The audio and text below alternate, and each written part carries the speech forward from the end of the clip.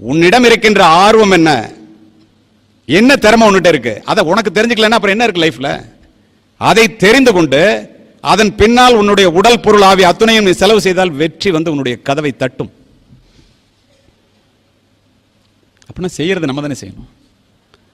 அதை செய்யலைன்னா வாழ்க்கையில் எப்படி வெற்றி பெற முடியும்? சரி, நம்முடைய எண்ணம் என்ன இருக்கணும்னு தெரியுது, நம்முடைய சிந்தனை என்ன இருக்கணும்னு தெரியுது, எப்படிலாம் சாதிக்க முடியுது என்ன பார்க்குறீங்க நீங்கள்?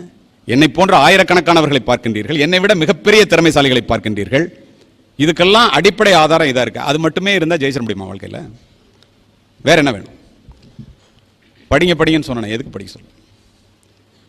எல்லாரும் நாட்டை ஆள வேண்டும், அரசு பணியில் ஈடுபட வேண்டும் என்று வருகின்றீர்களே, எந்த துறைக்கு நீங்கள் போக வேண்டும் என்று விரும்புகிறீர்களோ நன்றாக புரிந்து கொள்ளுங்கள் இளைஞர்களே.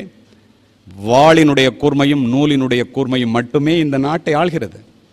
காலப்போக்கிலே வாளினுடைய கூர்மை முனைமழுங்கி நூலினுடைய கூர்மை மட்டுமே வெஞ்சி நிற்கின்றது. நூல் என்று நான் சொல்லுவது புத்தகங்களை. கூர்தீட்டப்படாத எதுவுமே முனைமழுங்கி போய்விடும். நம்முடைய மூளையும் அவ்வாறே. நம்முடைய மூளை கூர்தீட்டப்பட வேண்டும் என்றால் எந்த துறையை நாடி நீங்கள் செல்கின்றீர்களோ அந்த துறைக்குரிய புத்தகங்களை தொடர்ந்து படிக்க வேண்டும். ஏன்? நமக்கு நிறைய ரோஜா பூக்கள் வேண்டும் என்றால் நிறைய ரோஜா செடிகளை நட வேண்டும் என்பது இயல்பு. உனக்கு நிறைய அறிவு வேண்டும் என்றால், நிறைய மதிப்பெண்கள் பெற வேண்டும் என்றால் நிறைய புத்தகங்களை படிக்க வேண்டும்.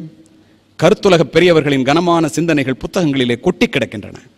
அந்த புத்தகங்களை படிப்பதன் மூலம் அதன்படி நடப்பதன் மூலம் மட்டுமே நீ உன்னுடைய வாழ்க்கையை தகுதியாக்கி கொள்ள முடியும்.